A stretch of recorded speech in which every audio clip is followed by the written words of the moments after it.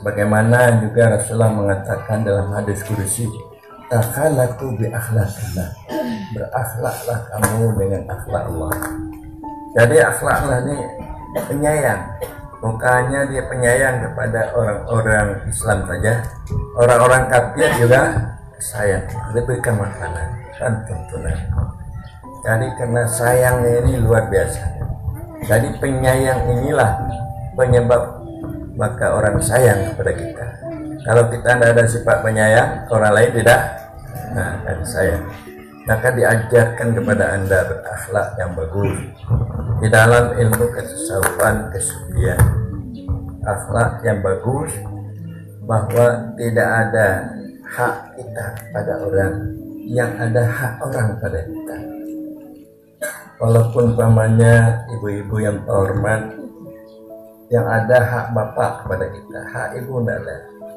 Walaupun ibu-ibu yang menyediakan makanan, menyuci pakaian, mempersiapkan, mengemaskan tempat tidur, jangan apa itu. Tidak ada hak, tidak ada hak bapak yang ada. Apa itu hak bapak? Supaya bapak dapat dilayani dengan baik. Tidak perlu ibu untuk mengingat supaya ibu dapat pelayanan yang baik daripada bapak. Dan begitu juga sebaliknya. Jadi tidak melihat hak kita, kita melihat hak orang lain. Dan juga lawan gaul, supaya kita hidup berkasih sayang. Kita melihat kelebihan orang, melupakan kelebihan kita. Kita melihat hak orang, melupakan melihat hak kita. Tadi kita tahan disakiti, tahan tidak menyakiti, selalu memberikan yang baik-baik kepada orang. Kita penyabar, kita pemurah. Jangan terlalu tani kekir, murah. Paling kurang tersenyum. Paling kurang, ada ibu-ibu tersenyum pada bapak. Ada, ini paling kurang. Jadi ini yang sebenarnya yang diajarkan di dalam tasawuf kesucian ini, supaya dapat berakhlak yang bagus, supaya dapat bermakrifat, meningkatkan keimanan, bermakrifat dengan tauhid irfani. Tahukah bapak-bapak, ibu-ibu bermakrifat dengan tauhid irfani? Jadi makrifat ini di dalam Islam tasawuf terbagi tiga. Ada makrifat awam. Makrifat awam sekedar kita tahu sifat-sifat Allah, untuk membedakan sifat Allah dengan sifat makhluk. Sifat Allah sifat yang sempurna, sifat kita sifat yang berkekurangan. Jadi yang kurang, miskin sifat siapa? Lemah sifat siapa? Sifat kita. Kuat, gagah, perkasa, kaya sifat siapa? Sifat Allah. Kita panah, hilang, lenyap, tidak ada bakal kekal. Yang sifat bakal sifat siapa? Wujud, sifat Allah. Mana wujud ini? Wujud sendirinya, wujud yang tidak ada penyebab adanya. Jadi dikatakan wujud qiyamuhu binafsi. Kalau kita wujud kita adalah qiyamuhu bighairi. Kalau tidak diadakan Tuhan oleh Allah, kita tidak ada. Ada kita adalah berdiri dengan adanya Allah. Jadi untuk membedakan sifat-sifat tadi dengan sifat baru, makrifat itu dikatakan makrifat awam, makrifat tauhid kalam. Apa namanya? Makrifat tauhid kalam. Kedua ada tingkat makrifat, makrifat tauhid kawas. Nah, inilah makrifat tauhid tasawuf. Jadi karena orang tasawuf, makna tasawuf ada dua. Pertama tarekat, berjalan kemauan dengan zikir supaya berada di hadapan Allah. Tasawuf, tasawuf tarekat ini adalah cabang daripada tasawuf. Apa Naqsyabandi, Pasyatari, apa cabang daripada tasawuf. Yaitu bagaimana berjalan, menjalankan kemauan kita untuk hadir di hadapan sampai kita mengingat Allah. Jadi lupa lainnya. Itu tarekat. Dan juga tasawuf akhlak, akhlak yang bagus, bisa sabar, rendah hati, tasawuf. Jadi makanya karena kita telah berjalan kemauan kita dekat dengan Allah, maka cahaya-cahaya keberadaan Allah itu masuk ke dalam batin kita. Dengan demikian, maka kita lupa kepada lainnya Allah. Jadi makrifat tauhid tasawuf yaitu tajalli wujud Allah di dalam batin kita.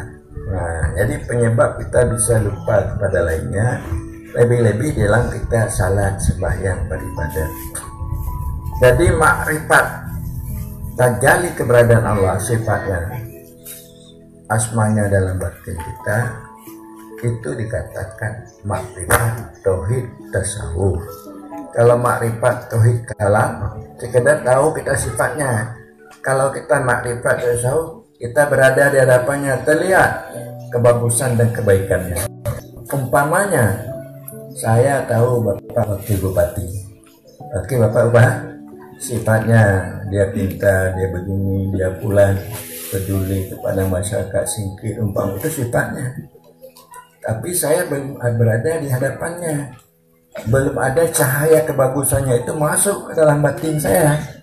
Jadi kalau sudah dekat, maka masuk ke dalam batin saya, artinya kebagusan kebaikannya, sehingga yang lainnya lupa.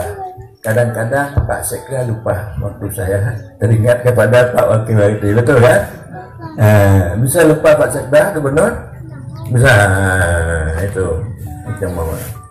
Jadi itu dikatakan makrifat, karena dekat maka cahaya sifatnya itu masuk ke dalam batin kita. Kalau kita dekat dengan Allah, maka cahaya sifatnya itu masuk batin kita. Dengan apa kita dekat? Biasanya kita dekat kalau di pinggir laut ini dengan ikan, ya, cahaya ikan masuk, cahaya ikan. Nih, padahal mana yang dekat ikan dengan Allah pada kita? Allah lebih dekat Allah pada kita, lebih dekat Allah pada kita dari urat leher kita, kan begitu keyakinan kita, kan? Tapi cahayanya tidak masuk ke dalam batin kita. Inilah satu kesalahan karena tidak bertasawuf. Jadi itu makrifat tauhid tasawuf. Makrifat tauhid sufi lain lagi, tinggi lagi. Bagaimana makrifat tauhid sufi? Makrifat tauhid sufi ini maknanya cahaya kebagusan kebaikan Allah, cahaya adatnya itu telah menyatu. Makna menyatu telah bukan lagi masuk, telah meliputi, dalam menyertai, telah menyatu dengan kita, sehingga kita tidak terlihat kepada kita lagi. Bukannya tidak terlihat kepada lainnya, kepada kita lupa. Karena sangat rindunya, sehingga dia rindunya membara, sehingga lupa dia kepada dirinya. Maka yang ada hanya Allah semata. Nah, inilah maknanya Allah berfirman, syahidallahu annahu la ilaha illa, menyaksikan oleh Allah bahwasanya tidak Tuhan melainkan Allah. Untuk mendapatkan Allah kita tidak dapat ilah. Sehingga pada waktu itulah makrifat itu, di waktu kita dikembalikan Allah kepada makam baka setelah panah, kita tahu pada makam itu tidak kuasa, tidak akan mendapatkan, untuk mengenangnya hanya dia. Jadi cahayanya itu masuk ke dalam batin kita, maka kita dapat baka dengan Allah, bersama Allah di dalam meniti kehidupan. Para hadirin hadirat sekalian, kalau kita tidak dapat bersama Allah, maka akan rugilah hidup kita, akan rugi hidup, tersia-sialah hidup. Tapi kalau orang Parsi mengatakan hamah baidas, sia-sia, berarti walaupun kita punya duit banyak, pangkat kita tinggi, harta kita, tapi hidup kita sia-sia. Mengapa sia-sia? Karena pada waktu akhir Al-Quran mengatakan al-yawma la yanfa'u malun wala banun illa man atallah biqalbin salim. Pada waktu itu tidak ada bermanfaat harta, tidak bermanfaat anak, melainkan orang yang datang kepada Allah dengan hati yang sejahtera. Maknanya sejahtera daripada sangkutan-sangkutan hati kepada lainnya Allah. Sangkutan hati pada anak, keluarga, tidak ada, hanya sambutannya kepada Allah SWT.